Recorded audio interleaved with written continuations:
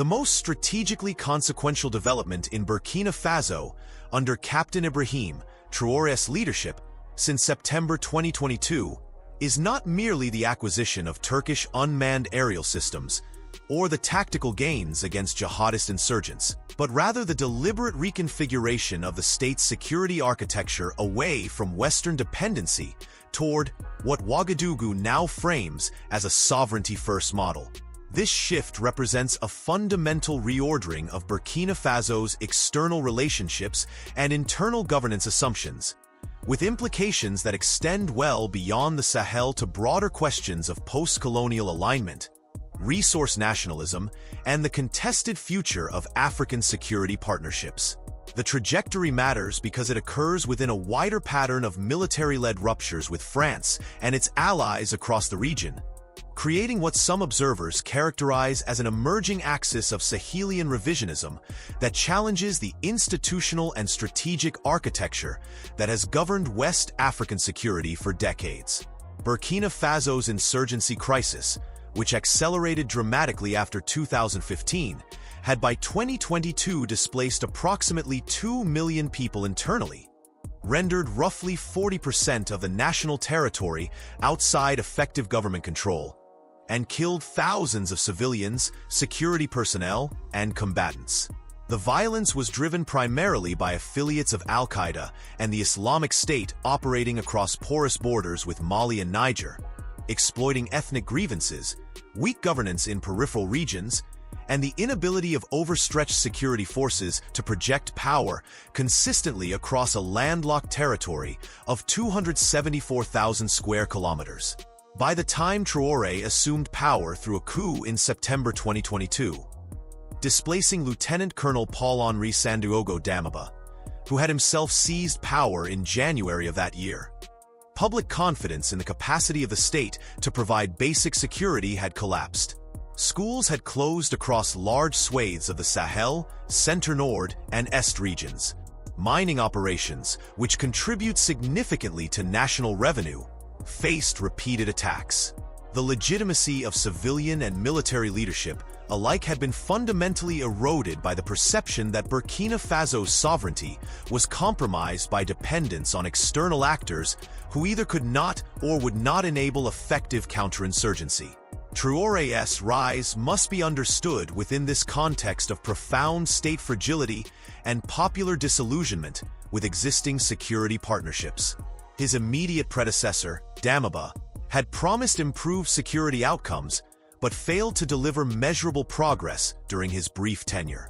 The French military presence, which had been active in the region through Operation Barkhane and other frameworks, was increasingly viewed by significant segments of Burkinabe society as ineffective at best and neo-colonial at worst. This sentiment was not unique to Burkina Faso. Similar dynamics had already prompted Mali's military junta to expel French forces and pivot toward Russian security cooperation, while Niger remained tenuously aligned with Western partners until its own coup in July 2023. Traoré capitalized on this widespread frustration, positioning himself not merely as a military leader, but as a nationalist figure committed to breaking what he characterized as cycles of dependency and restoring Burkinabe agency over national security. The restructuring of Burkina Faso's military and security apparatus under Traoré involved several interconnected elements. First, he expanded and formalized the Volunteers for the Defense of the Homeland, or VDP, a militia structure that had existed in nascent form, but was significantly scaled up to mobilize tens of thousands of civilians into armed defense units operating in their local communities. This approach reflected both necessity and strategy. Necessity, because the regular armed forces lacked the manpower to secure vast rural areas, and strategy, because it aligned with Traoré's rhetoric of popular mobilization and national self-defense. The VDP model is not without precedent in the region. Similar community-based defense structures have been employed in Nigeria and Mali, but it carries inherent risks, including potential abuses, ethnic polarization, and the challenge of maintaining state control over decentralized armed groups once insurgent threats diminish. Second, Traore moved decisively to reduce Burkina Faso's reliance on Western military partnerships, particularly with France. He terminated military cooperation agreements, demanded the withdrawal of French special forces, and publicly criticized what he described as constraints imposed by external actors on Burkina Faso's operational freedom. This rhetorical and diplomatic break resonated domestically, where anti-French sentiment had been growing, but it also necessitated the rapid identification of alternative sources of military equipment, training, and intelligence support. Traoré's government turned primarily to Turkey and Russia to fill this gap, though the nature and scale of Russian involvement in Burkina Faso remains less transparent and likely less extensive than in Mali, where Wagner Group personnel have been directly involved in combat operations. The acquisition of Turkish Bayraktar TB2 and Bayraktar Akinci unmanned combat aerial vehicles represents the most visible and operationally significant dimension of this pivot. Turkey has emerged as a major exporter of drone technology to African governments, capitalizing on demand from states seeking cost-effective platforms that provide both surveillance and strike capabilities without the political complications or conditionality often associated with Western arms transfers. The TB2, proven in conflicts from Libya to Nagorno-Karabakh, offers Burkina Faso the ability to conduct persistent reconnaissance over contested areas, identify insurgent concentrations, and deliver precision strikes against targets that would otherwise be difficult to reach. The larger Akinci platform extends these capabilities with greater payload capacity and endurance. For a military that previously relied on aging helicopters and limited air assets, the integration of these systems marked a substantial upgrade in operational capability. The strategic impact of drone deployment in Burkina Faso's counterinsurgency has been multifaceted. At the tactical level, the ability to monitor remote areas, track insurgent movements, and strike targets with reduced risk to personnel has allowed government forces and VDP units to operate with greater confidence and effectiveness in regions previously ceded to jihadist control. There are documented instances of successful operations to reclaim territory, reopen schools, and secure mining infrastructure, though independent verification of specific operational successes remains limited due to restricted media access and government control over information flows. The psychological dimension is equally important. The visible presence of drone technology, publicized through state media and social platforms, serves to reassure the population that the government possesses modern tools and is actively prosecuting the fight, while simultaneously signaling to insurgent groups that their freedom of maneuver has been constrained. However, the effectiveness of drone technology in counterinsurgency should not be overstated or viewed in isolation. Drones provide intelligence, surveillance, and strike capabilities, but they do not address the underlying drivers of insurgency, including governance deficits, economic marginalization, ethnic tensions, and transnational jihadist ideology. Moreover, the successful employment of unmanned systems requires robust intelligence networks, trained operators, maintenance infrastructure, and integration with ground forces, all areas where Burkina Faso's military faces ongoing challenges. The acquisition of advanced hardware does not automatically translate into sustained operational success, particularly in an environment where insurgents adapt tactics, disperse into smaller units, and embed within civilian populations to complicate targeting. The risk exists that initial gains may prove temporary if the broader security ecosystem remains weak, or if the insurgency simply shifts geographic focus or operational methods. The economic dimension of Traoré's sovereignty agenda centers significantly on Burkina Faso's gold sector, which accounts for a substantial portion of export earnings and government revenue. Artisanal and industrial mining sites across the country became frequent targets for insurgent attacks, both to disrupt state revenue and to extract resources for their own financing. Traoré's government has prioritized securing these sites, in some cases deploying VDP units and regular forces to protect mining operations, and has moved to assert greater state control over gold production and export.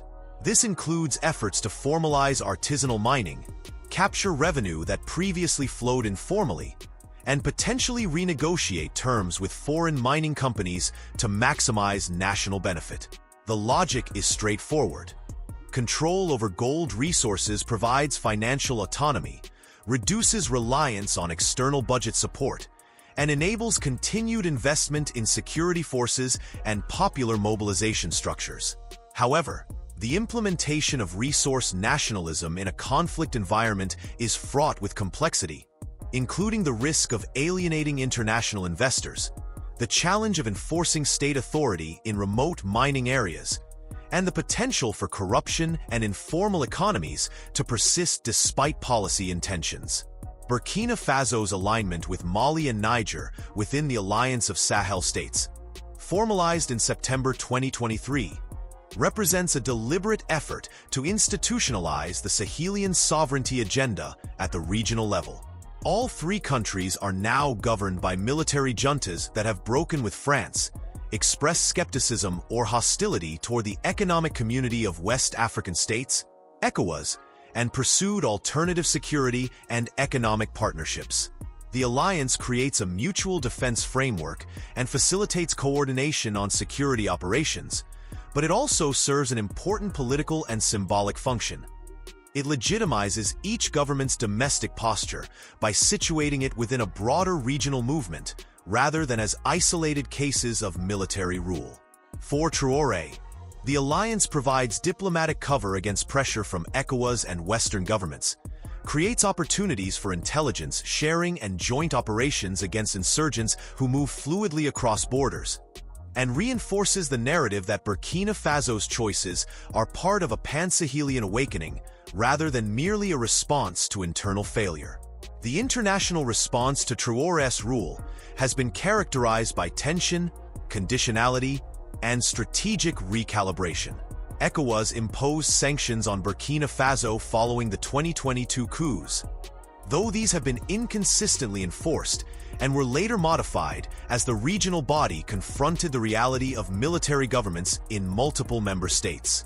Western governments, particularly France and the United States, have faced the challenge of balancing their concerns about democratic backsliding and human rights with the pragmatic recognition that complete disengagement may simply accelerate Burkina Faso's pivot toward actors whose regional interests diverge sharply from those of the West. The United States suspended certain forms of security assistance following the coups, but has maintained diplomatic engagement and continues to assess whether any pathway exists to influence Burkina Faso's trajectory. European Union institutions have similarly imposed restrictions on aid and cooperation, while seeking to preserve humanitarian channels and maintain minimal dialogue. Turkey's willingness to supply advanced military technology to Burkina Faso without the governance and human rights conditionality typically attached to Western arms transfers reflects Ankara's broader strategy of positioning itself as a flexible, non-ideological partner to African governments. Turkey's approach emphasizes state-to-state relationships, commercial pragmatism, and a narrative of South-South cooperation that resonates with leaders seeking alternatives to traditional donors and security partners. For Traore, the Turkish relationship provides not only hardware, but also a model of assertive sovereignty and a partnership that does not carry the historical and political baggage of former colonial powers. This dynamic is indicative of a broader reconfiguration of influence in Africa, where multiple external actors, Turkey, Russia, China, Gulf states, are competing to fill spaces left by Western disengagement or dissatisfaction, often with fewer constraints on how recipient governments conduct internal affairs. The risks inherent in Burkina Faso's current trajectory are substantial and multifaceted. First, the heavy reliance on mobilized civilian defense forces creates potential for long-term instability, particularly if these groups develop autonomous identities, resist demobilization once the insurgency subsides, or become implicated in intercommunal violence or abuses against civilians. There have already been reports of VDP units engaging in extrajudicial killings, forced displacement, and other violations, raising concerns about accountability and the rule of law. Second, the concentration of power in a military junta with limited mechanisms for civilian oversight or transition planning creates governance deficits that may undermine the legitimacy Traore currently enjoys. Popular support for military rule often proves contingent on the delivery of security and economic improvements. If these do not materialize, or if conditions deteriorate, the political calculus can shift rapidly. Third, the rupture with Western partners and international institutions carries economic costs, including reduced aid flows, limited access to concessional financing, and potential isolation from global markets, all of which may constrain Burkina Faso's development prospects and its capacity to sustain military operations over time. From a regional perspective, the consolidation of military rule across the Sahel and the formation of the Alliance of Sahel States creates a bloc of governments whose legitimacy is contested, whose security strategies diverge from ECOWAS norms, and whose external partnerships increasingly align with actors outside the traditional Western sphere. This development complicates regional integration efforts, undermines the normative authority of ECOWAS, and creates potential for the Sahel to become an arena of intensified geopolitical competition. If the alliance proves durable and is perceived as delivering security improvements, it may inspire similar trajectories elsewhere in West Africa, particularly in countries facing insurgencies or governance crises. Conversely, if the alliance members fail to stabilize their territories or if their internal legitimacy erodes, the result could be prolonged instability, humanitarian crises, and the further fragmentation of regional governance structures. The question of whether Traore's leadership represents a genuine turning point or a temporary deviation from deeper structural crises depends on variables that remain uncertain. If Burkina Faso security forces, augmented by drones and VDP mobilization, succeed in sustainably reducing insurgent violence, reclaiming territory, and restoring state authority, the current model may be validated domestically and emulated regionally. If, however, the insurgency adapts, the VDP becomes a source of instability, economic conditions deteriorate, or Traore's government faces internal challenges to its authority, the narrative of sovereignty and renewal may prove insufficient to sustain military rule. The historical record suggests that military governments that come to power promising security often struggle to transition to sustainable governance, particularly when they lack inclusive political processes, institutional checks, and pathways to civilian participation. Policymakers observing Burkina Faso's trajectory must contend with several strategic questions. First, to what extent should Western governments and international institutions engage with the Traore government? And under what conditions might such engagement be productive? Complete disengagement risks ceding influence entirely to actors whose interests diverge from those of the West. Yet engagement without conditionality may be interpreted as endorsement of military rule and human rights violations. Second, how should ECOWAS navigate the tension between its normative commitment to democratic governance and the practical reality that a significant portion of its membership is now under military control? The organization's credibility and cohesion depend on its ability to enforce principles, but its effectiveness requires the participation and cooperation of member states, including those currently governed by juntas. Third, what role, if any, exists for multilateral security frameworks in the Sahel, given the explicit rejection of such partnerships by the Alliance of Sahel States? The United Nations maintains a presence in Mali through MINUSMA, though its mandate has been contested and constrained, and the viability of similar missions elsewhere in the region appears increasingly doubtful. From a continental perspective, Burkina Faso's experience raises broader questions about the future of African security partnerships, the viability of post-colonial institutional arrangements, and the extent to which sovereignty narratives can be reconciled with the transnational nature of contemporary security threats. The Sahel insurgency does not respect borders, and insurgent groups exploit the fragmentation of regional responses to sustain themselves. Effective counterinsurgency requires coordination, intelligence sharing, and cross-border operations, all of which become more difficult when governments pursue divergent partnerships and view regional institutions with suspicion. The African Union has articulated principles of non-indifference and the responsibility to protect, but its capacity to enforce these principles or to mediate effectively among member states with conflicting interests remains limited. The economic sustainability of Traoré's model also warrants careful consideration. Military mobilization, drone procurement, and resource nationalism all require financial resources, and Burkina Faso's economy has been severely weakened by years of conflict, displacement, and disrupted production. Gold revenues provide a potential foundation, but they are subject to volatility, dependent on global commodity prices, and vulnerable to continued insurgent attacks on mining infrastructure. The reduction in Western aid, combined with limited access to international financial markets and constrained foreign direct investment, creates fiscal pressures that may limit the government's ability to deliver on promises of security, development, and sovereignty. If the government cannot sustain military operations, or if economic conditions deteriorate further, the popular support that currently underpins Traoré's rule may erode, creating openings for internal challenges or renewed instability. The role of information control and state narratives in shaping perceptions of Traoré's leadership cannot be overlooked. The Burkinabe government has tightly managed media access, restricted reporting on security operations, and utilized state media and social platforms to disseminate its preferred framing of events. This approach allows the government to shape domestic perceptions, claim credit for successes, and deflect criticism for failures. But it also limits the availability of independent information necessary for external actors to assess the true state of security and governance.